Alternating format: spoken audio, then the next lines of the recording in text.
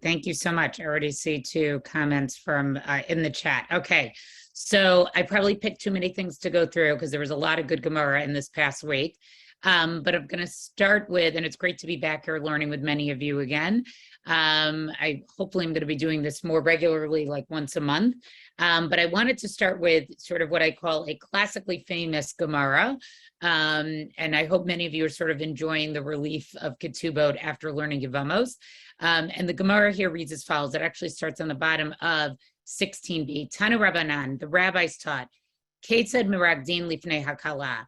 How does one dance before the bride? Now, some of this should sound familiar to you because parts of this Gemara are actually a famous song that we actually sing at weddings today. And this is also a classic machloket, or a classic disagreement between the house of Beit Shammai and the house of Hillel, and I think sort of explores sort of their different personalities that they have. So Beit Shammai says, how does one celebrate and dance before the bride? And one should sing Kala Kamot Shehi, right? Which literally translates as the bride as she is. In other words, you have to figure out what good qualities the bride has. It may not be beauty. Maybe it's that she's kind. Maybe it's that she's smart. Maybe it's that one particular quality of hers stands out. And that's what you would sing and praise her about on her wedding day. Ubeit Hilomrim Kala Na'av Chasuta. So that's really the second half of the song that we sing at weddings today, right? Which says that she's a fair and attractive bride is sort of the English translation. I think Kala Na'av Chasuta has a better ring in Hebrew itself. And so the idea is that regardless of what the bride looks like, we're going to say that she looks beautiful on her wedding day. Now, we know that in general, when we think about who Beit Shammai and Beit Hillel were, who these two academies were, that Shammai sort of has the reputation of, let's say, being a little bit more stringent or a little bit more wedded to truth. And Beit Hillel tends to be a little bit more kind-oriented, okay? But sometimes it's at the sacrifice of what we may perceive as being actually truthful. And this Gemara shows, therefore, the following conversation between them. Amru lahem Beit Shammai leBeit Hillel. So Beit Shammai says to Beit Hillel, Harei shayta chigeret osoma, omrim la kala na'av chasuta. Now, I don't think this is the way we would sort of have this conversation in our modern day when we are more sensitive to people who may be different than us. But his point is to say, let's say the bride had a disability that in at least that time they would perceive to be one that would not make her as na'ev chasuda, right, as attractive, that she was either lame or she was blind, right? Omrim la kala na'ev chasuta, which we say that she is attractive.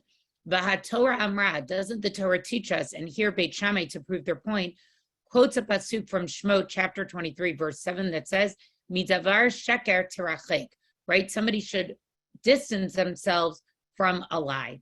And so Beit Shammai's point is that even within the act of celebrating a couple or celebrating a bride on their wedding day, we have to be truthful in what we actually say.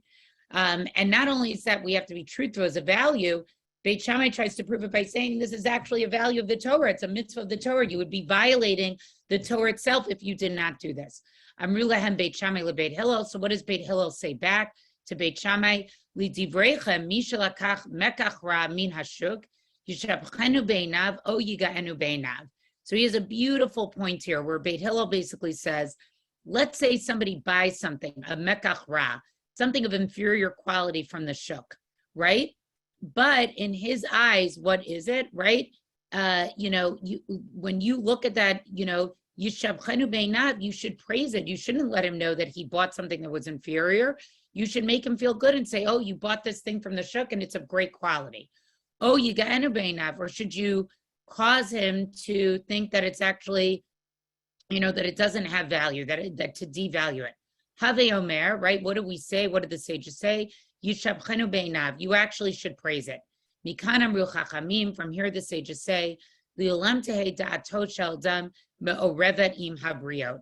The sages say that a person's sort of disposition should be that he should be, the English translation that we have here in Sefaria should be empathic. In other words, Beit Hillel basically says to Beit Shammai, okay, yes, we have this concept of midavar sheker terachek, but really, ultimately, a person needs to speak kindly to another person. We need to always make a person feel good about their decisions, good about their choices, good about their purchases. Now, I think there's sort of a little bit of a cynical read that one can make into this Gemara and this line of thinking of Beit Hillel, which is kind of saying that the Chatan, that the groom, purchased his wife. And we know that actually the act of marriage is one of a kinyan.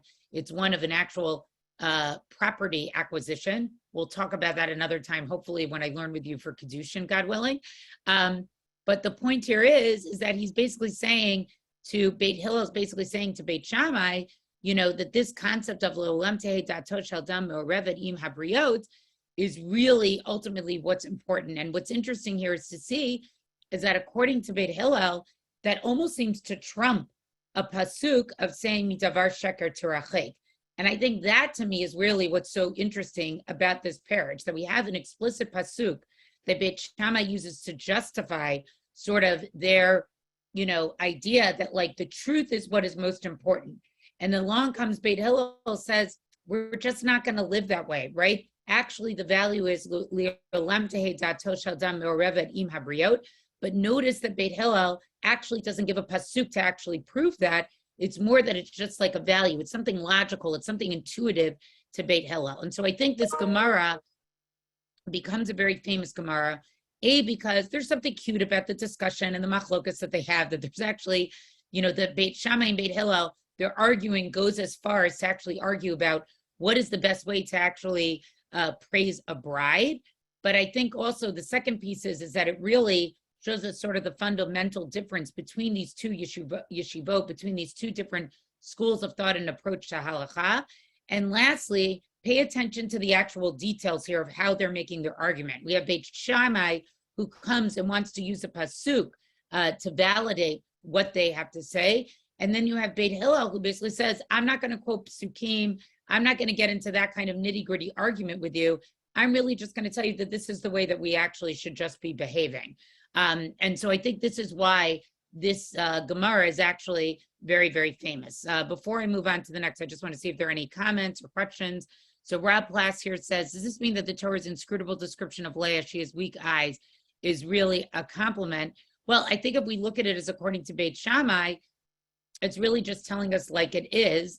I'm not sure that it was necessarily a compliment. That text is a little bit different. I think it's actually meant to tell us that she had weak eyes, and the Mefarshim, the commentators say that Leah actually cried a lot. I think it's actually a way of acknowledging how painful her situation was with Rachel, that triangle between Rachel, Yaakov, and Leah. Jeannie here says, since the terms are Beit Shammai and Beit Hillel, do we interpret that this is a conversation from their followers and not the two people themselves? Yes, absolutely. Another time, if MJL wants me to do so, we can actually talk about sort of the history of Shammai and Hillel and how it evolves into a Beit Shammai and Beit Hillel. So when we see the term Beit Shammai and Beit Hillel, that is not the actual individuals of Shammai and Hillel themselves. It's actually their schools of thought. It's actually their yeshivot.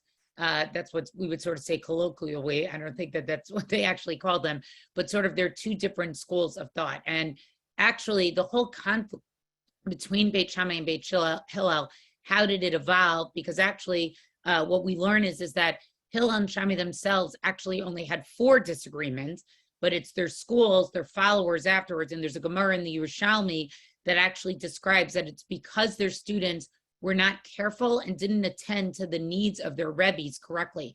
They didn't attend to the needs of Hillel and Shammai appropriately. And what that Gemara in Yerushalmi means could be the discussion of a whole other class. That's why machloket actually sort of grew out of there and became what we classically know as the disagreements between Beit Shammai and Beit Hillel. But it's very clear that actually Hillel and Shammai themselves only had a few minor disagreements. They didn't actually have as many disagreements as this. Now, as we go through this Gemara itself, thank you, whoever said that this was an interesting approach. So the rest of the Gemara here is actually very interesting. And what it goes through here, and I'm not going to read it out loud because I want to get to some other things, is it goes through a few other Amoraim, a few other rabbis, and says what it was that they did to celebrate a bride and a groom. And it also then goes through praise that was given to different chachamim, right? How did we actually praise other chachamim? And so here it says here, if we look a little bit farther down on 17a, Kismachu Rabbanan LeRabbi Ami uLeRabbi Asi, right? When the rabbis gave smicha to Rabbi Ami and Rabbi Asi, right? Lehu Hachi, this is what they sang to them. Kol min dayin v'kol min dayin smuchu lana, lo tismuchu lana la min hasar misim v'lo min hasar mitim, right? Where they basically say, do not ordain us from anyone from these people of this kind and anyone from people of that kind. Ordain them from us. Do not ordain them from us, neither from those who are corrupt or from those who are worthless. So the idea is being that their day of ordination was a day of celebration and they were not corrupt and they were not worthless. So one of the questions here to ask is, why does the Gemara go or sort of place in the middle of a discussion about how we praise a bride or how we celebrate on the day of a wedding? Why do they then sort of put in here these, the celebration or the praising that took place for Chachamim? And I think here it's that we are, one of the ways that the giving of the Torah is spoken about, right, is that it sort of is, the laws sort of wed us to God, right? That becomes sort of the same way that a chatan and kala, that a bride and a groom sort of have a, sort of they have a contract between each other once they get married, right? That was sort of the same thing that happened when God gave us the Torah. And so I think part of what Chazal, part of what the Gemara is trying to do here is to say the same relationship that a bride and groom have, that is the same relationship that the rabbi has with God through Torah itself, okay? And so that's why this is why they sort of take this little tangent, and that's why this appears here. Okay, we're going to move on now to Daf Yomi, to page 18. Let me just scroll down a little bit. If anybody has any comments or questions while I find my next place, please feel free to raise your hand or just unmute yourself. We can make this into a discussion itself. Okay. So anybody want to say anything? Let me just check the chat. Okay. So Reb Michael Asher wanted to say here, didn't the followers of Beit Hillel and Beit Shammai actually get into physical altercation in the Talmud where Beit Hillel students got bullied by Beit Shammai students? So yeah, there's different Gemaras that talk about different ways of how they got along and didn't get along. There's actually a beautiful Mishnah in Masachet Ejod that talks about how even though they disagreed about things as serious as Tuma and Tara, about purity and impurity, and about some basics of marriage, they still shared utensils with each other and they still married within each other. So again, this is of a much, much broader topic. I would be happy to come back and teach it. There's different framings about what that machloket actually looked like. Alina here says smicha is like a marriage. Yes, in a way it is, because it's a way of sort of saying, I think it's a partnership, right? When you get smicha, it's a partnership between God and God's Torah. And Susan here writes, regarding praising the bride versus telling the truth, some things might be so obvious so as not to require proof text. I think that's a little bit what Beit Hillel is sort of saying to Beit Shammai. Like, you didn't need a proof test for this. Just being kind and saying nice things, that's kind of obvious to Beit Hillel there. Okay, so now let's go on. We have a Mishnah here on Daf Yomi that I wanted to read here. And the reason why I'm reading this Mishnah, not so much getting into the Gemara, is what follows in the next two Dafim is a very, very interesting discussion that I think really gives us insight into part of like, how did the worlds of the Tanaim and Amoraim work? And what it has to do with is the issue of basically, how did we verify documents, okay? So think about it today. If you take out a loan or you lend money, right? What's the process of how that works? You go to a bank, you may sign some documents, but because it sort of goes through an institution, right? There's sort of an understanding that any of those, being the lender or the loaner, we don't have to prove anything because it goes through sort of a known institution. And in fact, in America, right, some of these things are actually protected by the federal government, right? Let's say that your bank goes up, right? If you, that's what we talk about when it's like FDIC, I think that's what it's called, protected. But that's not what happened in the times of the Tanaim and Amoraim. There was no such thing as banks. And so therefore, these transactions were actually just done between different individuals. And so therefore, the Gemara has to grapple with the question of, how do you verify loans? How do you verify these types of business transactions? Because basically, somebody would come and say, I need money. They go to so-and-so. That person agrees to lend them money. They would write up a document and it would get signed by witnesses. And so I think there was really a huge issue of forgery of documents, right? I could come and make up a thing and say, so-and-so lent me money and forge signatures. Somebody else could say, make up a document and say, I lent you money and you actually owe me money, and forge those signatures. And so what basically happens on the next few pages is we basically learn the system by which how were signatures or how were documents actually authenticated or verified or ratified, okay? And so we start this off by the discussion of this following Mishnah. Ha'edim shamru, if witnesses come, right, in the context of trying to verify this document, kitav Yardaena Osband, aval anusim hayinu. This is our handwriting, right? We did sign this document, but we were forced to sign it. Tanim hayinu, or they say that we were minors. So in other words, they weren't really qualified to sign this document. Pisule edut hayinu, or actually we were disqualified witnesses. Let's say they were relatives of the people who were involved, or another reason you could be disqualified is you were a gambler or you were involved in certain type of business dealings, okay, that weren't really allowed. Hare elu nemanim, we believe them, okay, because since the only way that that document can be valid is on the basis of their signature, and then these witnesses come and say, yes, it's our signature, but you shouldn't really believe us, or we're really not somebody who can validate this transaction, they're nemanim. We have to believe them. But let's say there are other witnesses who come who say that's their handwriting. Or if we can bring another document and say, oh, their signature appears on this other document, so we know that this sort of was a valid signature that circulates on a variety of documents. And then what? Enam nemanim. Then we do not believe them. In other words, if there's other proof that we can use, not based on their own testimony that disqualifies them, but either based on the word of other witnesses or based on another document, then we don't believe their testimony that they are not credible, okay? Which is a very, very interesting thing, right? So in other words, what the Mishnah is basically trying to teach us, look, if they want to invalidate themselves, we have to believe them. But if there's other proof out there in the world that doesn't come from their mouths, but seems to prove that actually they were good witnesses, either by the fact that they seem to have signed other documents, or by the fact that other witnesses will come and be like, no, these were totally good signatures and they were good edim, right? Then we can actually believe them. Now, the Gemara then wants to get into a discussion about the concept of anusim. What does it mean that you could have been forced to sign a document? Amarabi Bar Chama, Sarami Bar Chama says, Lo shanu elashamru anusim hayinu michamat mamon.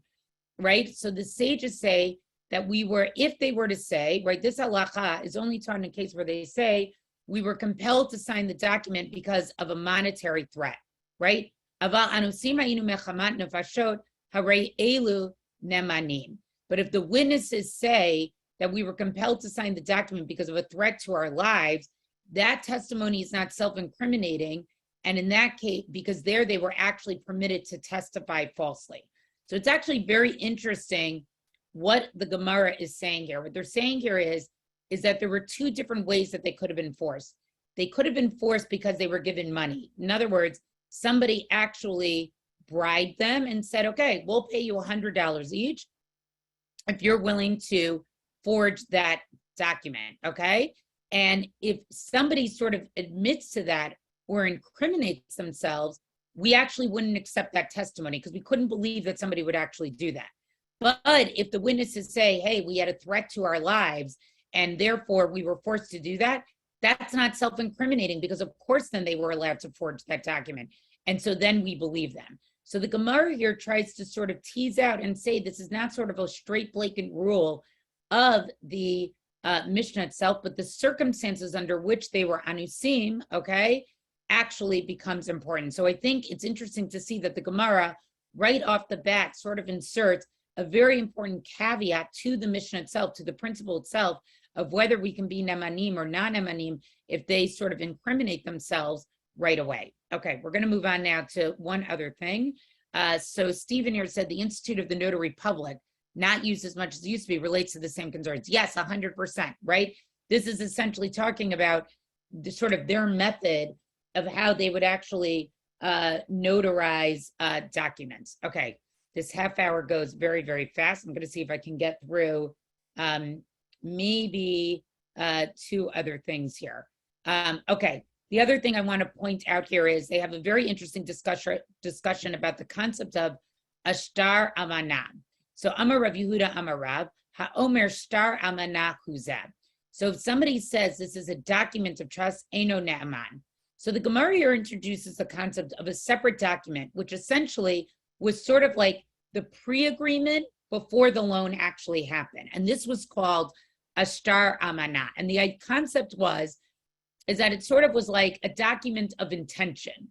It was a document of saying like, this loan will take place, or I sort of agree that I will eventually lend you money, but it wasn't a document that it actually happened. And the Gemara basically teaches us they don't like shtar amanah. Why? Because let's say the loan actually didn't go through, but a person then pulls out this shtar amanah and says, hey, you actually owed me this money because through this shtar amanah, you said you were going to give it to me. Or more likely, the person who's supposed to lend the money is going to pull out the shtar amanah and say, hey, you owe me money. We have the shtar amanah. And so the Gemara basically says we don't trust a shtar amanah because we don't actually know, did that loan actually take place? A shtar amanah is about something that could happen in the future. And then it's very interesting how the Gemara goes on from here. De ka'amar man, right? So here they're referring back to a statement of Rav. I'm not going to give the whole context here. Ilmale de ka'amar loveh pshita. So if you say that it's the borrower who's saying this, right?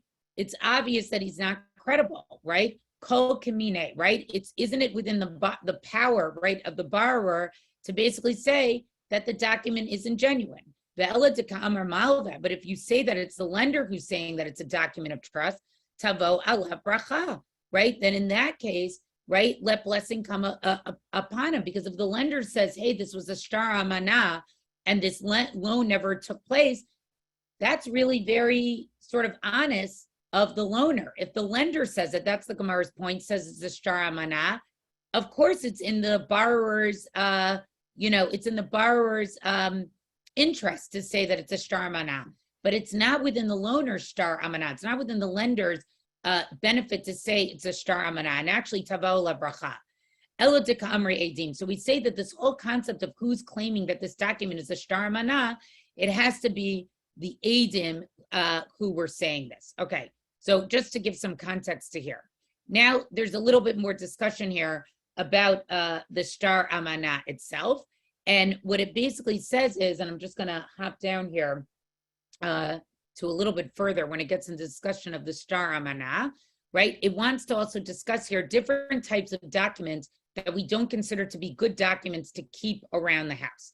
So Amar Rabbi Yeshua ben Levi, Asur lo ladam sheyehei shtar parua betoch beito. So the first type of document we learned about that we're not allowed to keep in our house is a shtar amanah, is a document of trust, because again, it's a document about the future. It doesn't mean that the loan actually took place. Then we have something that's called a shtar parua, which means keeping a repayment in their house. So in other words, this would be a document that sort of the repayment was going to take place.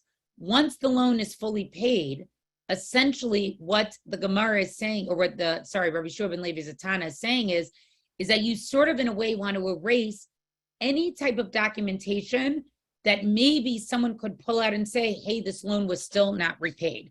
And I find this very interesting because we sort of have a concept in our today's modern age, right? That we sort of hold on to documents, let's say for 6 years, 7 years, or something like this. The Tanaim and Amoraim have a totally different concept.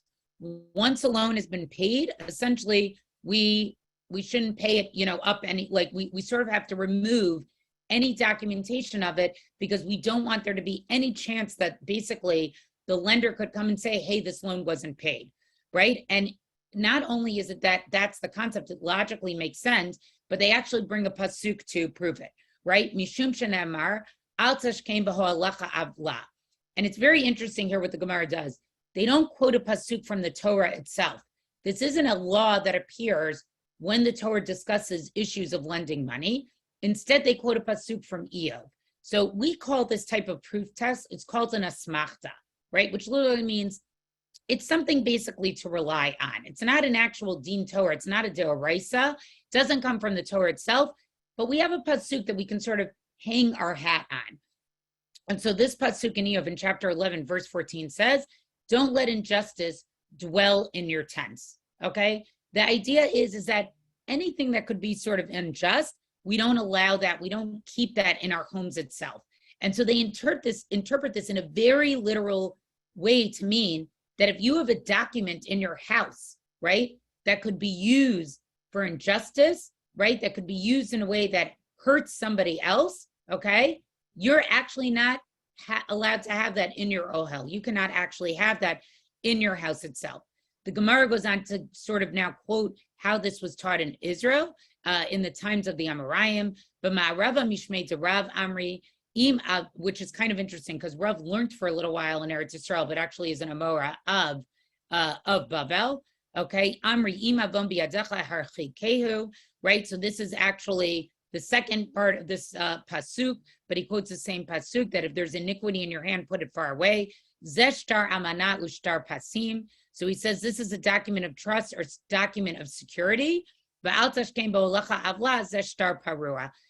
the shtar parua comes from the second half of this pasuk. But what Rav's point here is that even the documentation that you keep in your house, we have to be so careful of that it could not be used for injustice. Now, I'll get on my little bit of a soapbox here that I think really what we learned from this Gemara is how seriously the Tanaim and Amoraim took the possibility of financial abuse, right? And I think in today's world, where unfortunately in our communities, and we know this, that people commit financial crimes, they're not really ostracized by their community. It's sort of like, okay, you paid your money back, you do jail time or whatever. Well, we read these type of Gemaras that basically say to us, even keeping a document, right, which may have some validity to it, which may actually be based on the truth about an actual transaction or the potential of a transaction that may take place in the future. But the fact that that document could be used to hurt another person, we are not allowed to even keep that into our house. And I think we really need to sit with that and really think about what this Gemara itself is teaching us. Now, I have to wrap up here because we're almost out of time, but the Gemara even goes on and uses this pasuk in another context where it talks about that one of the other things you can't do is you can't have a sefer Torah basically for people, right? Itmar sefer sheino muga. You can't have a Torah scroll that wasn't proofread for people, because also this would be an example of al tashkein bo alecha avla, because the idea here is that if you didn't actually check this Torah scroll for mistakes and people read from it, they're reading from a Torah scroll that's not actually a valid Torah scroll. So they sort of brought in this pasuk to mean that we have to be very careful to make sure that we don't lead other people to doing mistakes. And so it's interesting to sort of see how they take it from a very literal meaning of saying you shouldn't have injustice in your actual house itself. And then they sort of broaden it to mean, with this particular case of the Sefer Torah itself. So we are almost out of time. I didn't get through everything that I wanted to go through. But again, I think one of the things that's very interesting to pay attention to on these dapim is it really gives us a sense of sort of how financial transactions took place, how careful we have to be with financial transactions, and that the Tanaim and Amoraim took financial crime very, very seriously, so much so that they actually tied it up to a pasuk in Eov and really describe it in the language of injustice, that it's really a crime that hurts other people. And even the idea that something could maybe be misused, that there's a hint of it, right? It's not anything, it's positive intent to sort of assume there, but the fact that maybe it could be misused by somebody else is enough to say that you can't keep it into your house. So I'll leave us for 1 minute quickly, if anybody has any questions or comments. Thank you, Laura. I wish I had more time too. There was a lot to do in this past week. One of the things that's a challenge with Ketuvot, and that's why people love the Masachet of Ketuvot, is even though it's supposed to talk about marriage contracts, it's sort of considered to be a classic Masachet, because you'll find on each daf that it really talks about a variety of different halachot. And I think that's one of the things that you'll really see if you're keeping up with Daf Yomi for this particular Masachet. Literally each daf talks about a completely different halachic topic.